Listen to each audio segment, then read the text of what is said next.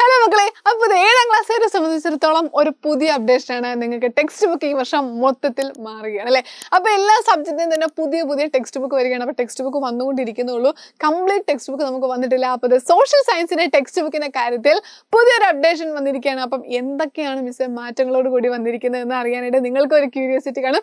അപ്പം നമ്മളും അതേ ക്യൂരിയോസിറ്റിയോട് കൂടി ഇരിക്കുകയായിരുന്നു. അപ്പോൾ നിങ്ങൾ വിചാരിക്കുന്നവർ അത്ര ഈസി ആയിട്ടല്ല ടെക്സ്റ്റ് ബുക്ക് മാറിയിരിക്കുന്നത്. നമുക്ക് കുറച്ചുകൂടെ കാര്യങ്ങൾ ഇപ്പോൾ കഴിഞ്ഞ വർഷത്തെ 7ാം ക്ലാസ്സിൻ്റെ ടെക്സ്റ്റ് ബുക്കിനേക്കാളും ഒരു ലെവല് കൂടിയ രീതിയിലാണ് നമ്മുടെ പുതിയ ടെക്സ്റ്റ് ബുക്ക് വന്നിരിക്കുന്നത്. അപ്പോൾ എന്ത് ചെയ്യുന്നു, പുതിയ മാറ്റങ്ങളോട് കൂടി തന്നെയാണ് ടെക്സ്റ്റ് ബുക്ക് വന്നിരിക്കുന്നത്. അപ്പം പഠിക്കുക എന്നുള്ളത് കുറച്ചുകൂടി ഒരു ഡിഫിക്കൽട്ട് ആയിട്ടുള്ള ടാസ്ക് ആയിട്ട് മാറിയിരിക്കുകയാണ്. ജസ്റ്റ് ഒന്ന് തലേദിവസം ഒന്ന് ഓടിച്ച് വായിച്ചാലൊന്നും അങ്ങനെ പെട്ടെന്ന് ഈസി ആയിട്ട് നമുക്ക് ക്യാച്ച് ചെയ്യാൻ പറ്റില്ല. പക്ഷേ ഡോൺ വറി, നമ്മൾ ഈ പറയുന്ന കാര്യങ്ങളെല്ലാം കൃത്യമായിട്ട് നിങ്ങൾ എങ്ങനെ പഠിക്കണം, നിങ്ങൾ ഇതിൽ കുറേ ട്രിക്സും കാര്യങ്ങളൊക്കെ ഉപയോഗിച്ച് വളരെ ഈസി ആയിട്ട് സോഷ്യൽ സയൻസ് പഠിക്കാം എന്നുള്ള കാര്യം നമ്മളിത് ഇപ്പോഴും തന്നെ നിങ്ങൾക്ക് ഉറപ്പ് തരികയാണ്. നിങ്ങൾ ആകെ ചെയ്യേണ്ട കാര്യം എന്ത് ചെയ്യുക, നമ്മുടെ വരുന്ന ലൈവ് എല്ലാ ചാപ്റ്റേഴ്സിൻ്റെ ലൈവ് കൃത്യമായിട്ട് അപ്ഡേറ്റ് ചെയ്യും. അപ്പോൾ കൃത്യമായിട്ട് എന്ത് ചെയ്യുക, ആ വീഡിയോസ് കൃത്യമായിട്ട് ലൈവിന് വരിക, അറ്റൻഡ് ചെയ്യുക, എന്നിട്ട് എന്ത് ചെയ്യുക, അടിപൊളിയായിട്ട് പഠിക്കുക എന്നുള്ളതാണ്. കാരണം ടെക്സ്റ്റ് ബുക്ക് അത്ര എളുപ്പമല്ല, നമ്മൾ കുറച്ചുകൂടെ സ്റ്റാൻഡേർഡ് കൂടി വന്നിരിക്കുകയാണ്. അപ്പോൾ ഒരു പക്ഷേ ഒറ്റയ്ക്ക് നിങ്ങളെ കൂടെ ഡീൽ ചെയ്യുക എന്നുള്ളത് അത്ര ഈസി ആയിട്ടുള്ള ഒരു കാര്യമായിരിക്കില്ല. പക്ഷേ നിങ്ങൾക്ക് വേണ്ട കംപ്ലീറ്റ് സപ്പോർട്ട് തരാനായിട്ട്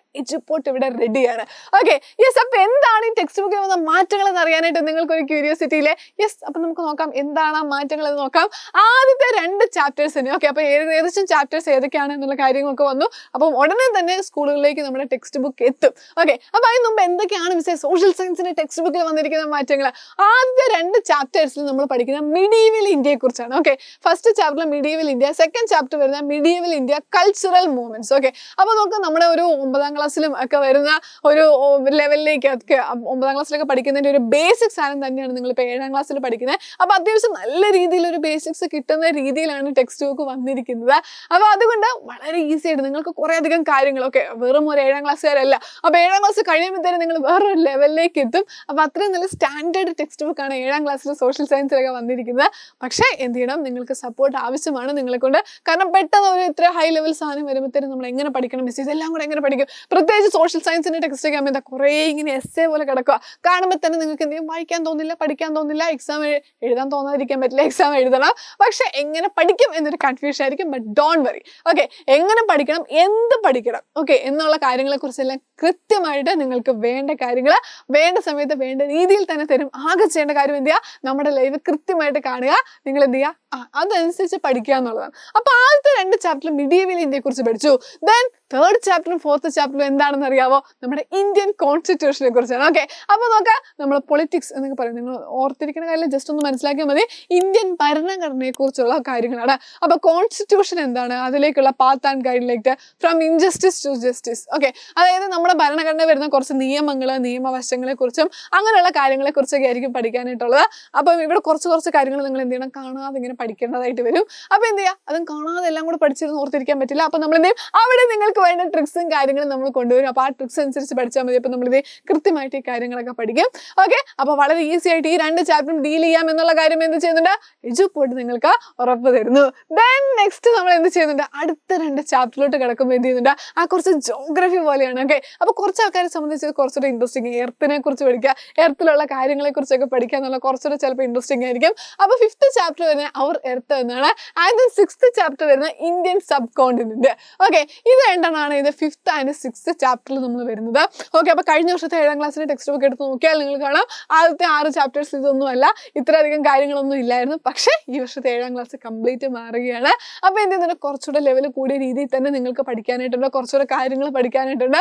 അപ്പോൾ എന്ത് ചെയ്യുന്നുണ്ട്, ഒരു സ്റ്റാൻഡേർഡിലേക്ക് നമ്മൾ എത്തുകയാണ്. ഓക്കെ, അപ്പോൾ അതുകൊണ്ട് നിങ്ങൾക്ക് വേണ്ട സപ്പോർട്ട് ആവശ്യമാണ്. പക്ഷേ നിങ്ങൾ എങ്ങനെ പഠിക്കണം എന്നുള്ള കാര്യം എല്ലാം പറഞ്ഞ് സപ്പോർട്ട് ചെയ്യാനായിട്ട് we are ready. Okay, അപ്പോൾ അതുകൊണ്ട് നമ്മുടെ അടുത്ത ചാപ്റ്ററും കൂടെയാണ് 7th ചാപ്റ്ററിനെ കുറിച്ചും കൂടെ അപ്ഡേഷൻ വന്നിട്ടുണ്ട്. From food production to food security. Food production തുടങ്ങിയ കാര്യങ്ങളാണ്, കുറച്ചുകൂടി ഇക്കണോമിക്സ് ആണ്, ഇത് അഗ്രികൾച്ചർ സെക്ടർ, അങ്ങനെയുള്ള കുറച്ച് കാര്യങ്ങളൊക്കെയാണ് അവിടെ വരുന്നത്.